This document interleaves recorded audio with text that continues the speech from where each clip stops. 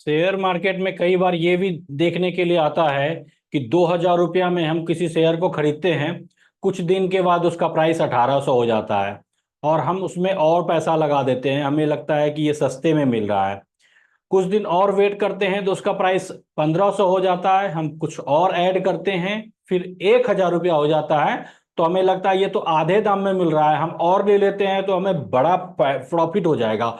और हम कहीं दूसरे जगह से पैसा अरेंज करके बड़ा पैसा इन्वेस्ट कर देते हैं और उसके बाद उसका प्राइस 500 होता है। तब हम ऐसा नहीं सोचते हैं कि अब तो और कम हो गया और लगाते हैं। तब हम सोचते हैं कि अब तो हम फंस गए, अब हम निकलें कैसे। कुछ दिन के बाद उसका प्राइस 100 रुपया हो जाता है, कई बार 5 रुपया 2 रुपया हो जाता है। कंपनी बैंक करप्ट हो जाती है, दिवालिया हो जाती है। तो हम आज समझेंगे वो सबसे महत्वपूर्ण टॉपिक, वो टर्म जो शेयर खरीदने के लिए सबसे जरूरी है और शेयर खरीदने के पहले सबसे पहले उसको देखना चाहिए। तो बिना देर किए मैं शेयर करता हूं प्रेजेंटेशन फाइल और उसके साथ में स्क्रीनर.इन वेबसाइट। आज मैं बात करने वाला हूं डेट टू इक्विटी रेशियो के बारे में। आज से पहले कई बार और कई अन्य रिसोर्सेज से डेट टू इक्विटी रेशियो आपने समझा और आप इसके बारे में जानकारी एकत्रित किए, लेकिन उसके बावजूद इस तरह की समस्या का सामना आपको करना पड़ रहा है। तो मैं उस इसको दूसरे एंगल से आपके सामने रखने की कोशिश करूंगा ताकि आपके साथ वैसा ना हो कि आप भी ठगे जाएं। क्योंकि आप आलोक इंडस्ट्री का उदाहरण लीजिए, रिलायंस कम्युनिकेशन का उदाहरण लीजिए, जेट एयरवेज का उदाहरण लीजिए, ऐसे बहुत सारी कंपनी हैं जिसमें भोले भाले आम इंसान का पैसा फंस चुका है, वो लोग बर्बाद हो चुके हैं। तो डेट टू इक्विटी तो रेशियो देखना हम जानते हैं, स्क्रीनर.इन की वेबसाइट पे जाएंगे और हम देख लेंगे। लेकिन हम समझेंगे कैसे कि कितना डेट टू इक्विटी रेशियो होना अच्छा है, कितना सामान्य है, कितना खराब है। दूसरी बात, इसके इस डेट टू इक्विटी रेशियो के वजह से प्रॉफिट में, जो ईयरली प्रॉफिट है या क्वार्टरली प्रॉफिट है, उसमें क्या असर आता है, क्या फर्क होता है, वो एग्जाम्पल इसमें देकर समझेंगे। हीरो मोटोकर्स का एग्जाम्पल और टीवीएस मोटर्स का एग्जाम्पल से हम कंपेयर करेंगे कि डेट होने की वजह से प्रॉफिट में कितना फर्क आता है दोनों में। और कुछ एग्जाम्पल लेंगे तो हम आज पूरी तरह से डेट टू इक्विटी रेशियो को क्लियर करने वाले हैं। चलिए, इस पीपीटी फाइल में ये डिस्क्लेमर है, मैं सेबी रजिस्टर्ड एडवाइजर नहीं हूं और इसमें जो भी मैं शेयर डिस्कस करूंगा वो मेरा रिकमेंडेशन नहीं है, ये सिर्फ और सिर्फ एजुकेशनल पर्पज से आप अपना रिसर्च करके ही एंट्री करेंगे। फाइनेंशियल हेल्थ चेक करने के लिए है debt to equity ratio, borrowing capacity बताता है, इन्वेस्टर कॉन्फिडेंस इससे मिलता है। फॉर्मूला क्या है, total date divided by share holders equity. देखिए, टोटल डेट यानी टोटल कर्जा हो गया। टोटल कर्जा में लॉन्ग टर्म और शॉर्ट टर्म दोनों तरह का कर्जा, बहुत सारा वेबसाइट सिर्फ लॉन्ग टर्म को इंक्लूड करते हैं जबकि दोनों को करना चाहिए। शेयर होल्डर्स इक्विटी मैंने पहले भी बताया है और किस चीज में बताया मैं बताता हूं। मैं प्राय करके आज के दिन लेकर आता हूं कोई न कोई एक टर्म, उस टर्म के बारे में डिस्कशन करते हैं। तो उसी के दरमियान मैंने शेयर होल्डर्स इक्विटी डिस्कस किया है। यदि आपने नहीं देखा है तो आप जाकर के देखिए। अभी तक मैं करीब करीब 4 टर्म डिस्कस कर चुका हूं।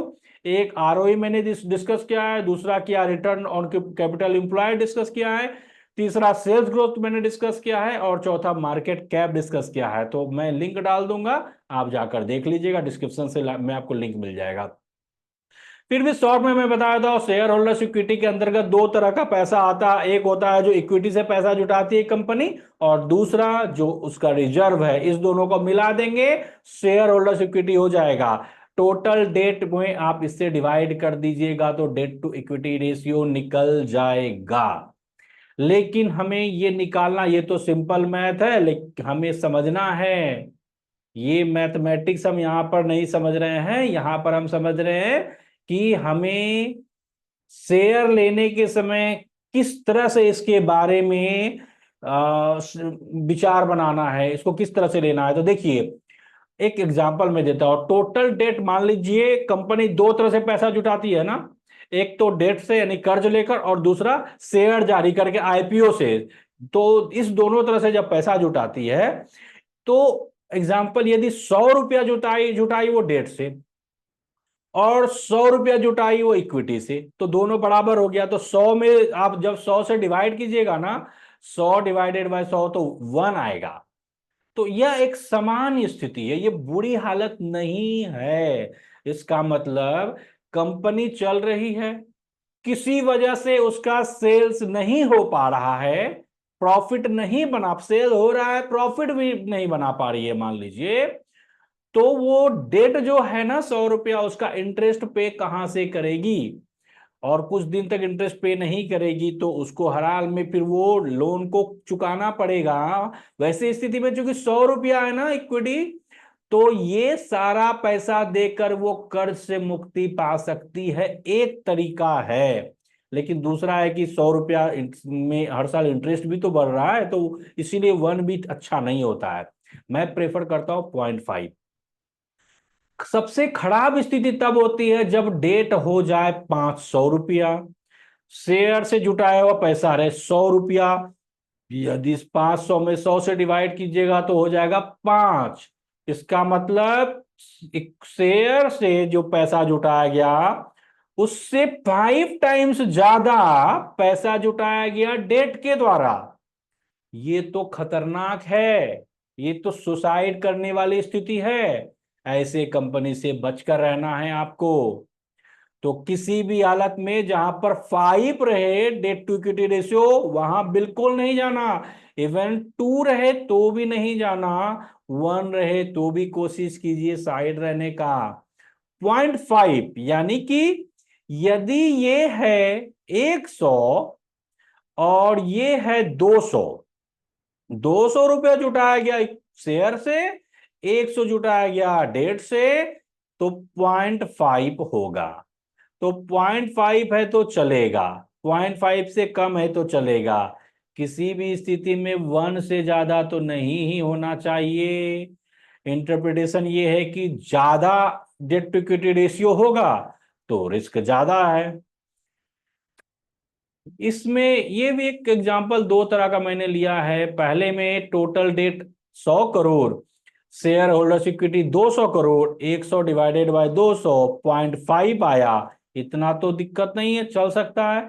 लेकिन जो एग्जांपल दो है, 800 करोड़ डेट से जुटाया गया और शेयर से 200 करोड़, टोटल 4 आया डिवाइड करने के बाद, ये तो खतरनाक है। इससे तो बचने की आवश्यकता है आपको, और दूर रहने की आवश्यकता है। चलिए अब चलते हैं स्क्रीनर.इन की वेबसाइट पर और यहां समझते हैं। देखिए मैंने सर्च किया था गूगल में, जो हाई डेट वाली कंपनी है उसमें आया अडानी ग्रीन एनर्जी। तो देखते हैं अडानी ग्रीन एनर्जी के बारे में। देखिए ये तो है लार्ज कैप, 2,99,446 मार्केट कैप है, करोड़ मार्केट कैप है। लेकिन डेट टू इक्विटी रेशियो जब देखिएगा ना तो 8.65 है, जो कि डेंजरस है। तो इससे तो भैया आपको बच के रहना पड़ेगा। अब इसका हम एक बार बैलेंस शीट भी चेक कर लेते हैं। बैलेंस शीट में आइए और देखिए कि इक्विटी कैपिटल है 1584, और रिजर्व है 5,912 रुपया, और कर्ज से जुटाया गया पैसा है 64,858। इस 64,558 में को डिवाइड करेंगे इस दोनों को जोड़कर, तो हम लोग जोड़ते हैं 5,912,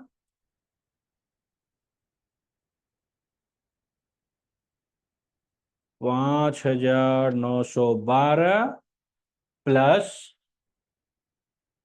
5,912 प्लस 1584, 1584, ये आ गया 7496, 7496, 7496। अब देखिए ये है 64,858, 64,858, 64,858 में डिवाइड करना है 7496। 7496, तो ये आ गया 8.65।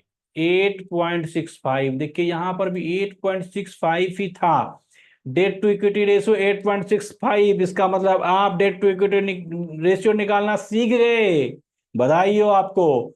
तो अब ये तो निकालना सीख गए। अब यहां पर समझने वाला बात ये है इस बैलेंस शीट में कि ये जो आप निकाले 8.65 आया, ये डेंजरस है। ये डेंजरस क्यों है? इसके वजह से आप इसका एक बार profit and loss statement check कीजिए। इसमें देखिए, इंटरेस्ट पहले 334 करोड़ पे करती थी इंटरेस्ट, और अभी जब इसका डेट इतना बढ़ चुका है तो 5,000 करोड़ रुपया सिर्फ डेट का इंटरेस्ट देने में जा रहा है। यदि ये नहीं जाता तो आज इसका प्रॉफिट करीब करीब 6,266 करोड़ होता। टीवीएस मोटर्स है, इसको देखिए, इसमें डेट है 3.83, ठीक है। और यहां पर मैं चार्ट खोलता हूं हीरो मोटोकॉर्प का।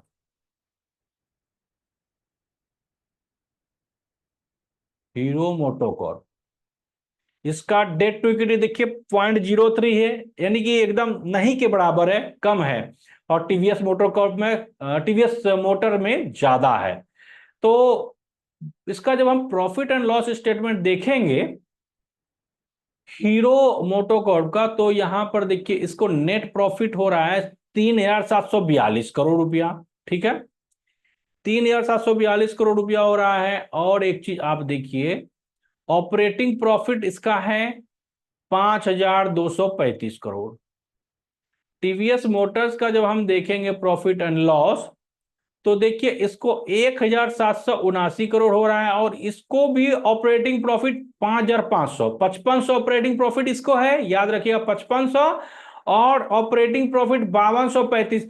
टीवीएस मोटर्स को ऑपरेटिंग प्रॉफिट हीरो मोटोकॉर्प से ज्यादा है, उसको 5,500 है, यानी इससे करीब करीब 300 ज्यादा है ऑपरेटिंग प्रॉफिट। उसके बावजूद हीरो मोटोकॉर्प, उससे कम होने के बावजूद, टीवीएस मोटर से ऑपरेटिंग प्रॉफिट कम है हीरो मोटोकॉर्प का, फिर भी ये नेट प्रॉफिट 3,742 ज्यादा है। इसका नेट प्रॉफिट 1,779 है। इसका क्या कारण है? इंटरेस्ट देखिए, 1,928 करोड़ रुपया ये इंटरेस्ट में पे कर रही है, और हीरो मोटोकॉर्प मात्र 76 करोड़ कर रही है।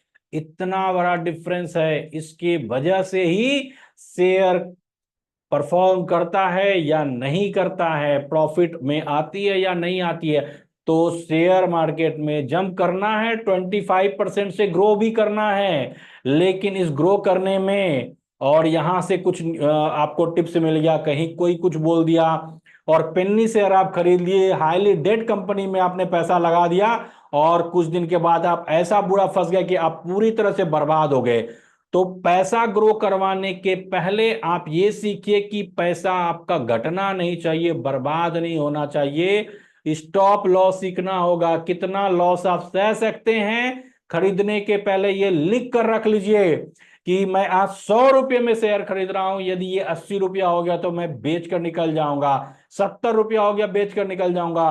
खरीदने के समय ये आपके कॉपी पेंसिल में लिखा होना चाहिए कि मैं किस शेयर प्राइस में बेच के निकलूंगा। यदि यह लिखा हुआ नहीं होगा तो आप वही गलती करेंगे जो 90 to 95% लोग कर रहे हैं।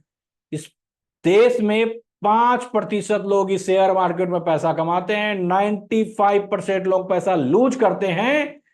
5% लोग जो पैसा कमाते हैं वो बहुत बड़ा पैसा कमाते हैं, क्योंकि उनको पैसा कमाना आता है, वो इस प्रोसेस को जानते हैं। और आप चाहते हैं कि 95% से निकलकर 5% में शामिल होना, तो इस तरह की छोटी छोटी बारीकियों को सीखना पड़ेगा। दूसरा बात है, ये बिल्कुल भी तरीका नहीं है कि कौन ये सब करे, शेयर मार्केट में इन्वेस्ट ही नहीं करना है। यदि इन्वेस्ट ही नहीं करेंगे तो पूरी की पूरी लाइफ मिडिल क्लास की जिंदगी जीने के लिए आप मजबूर हो जाएंगे। इस पृथ्वी पर आए हैं मिडिल क्लास और जाएंगे भी मिडिल क्लास।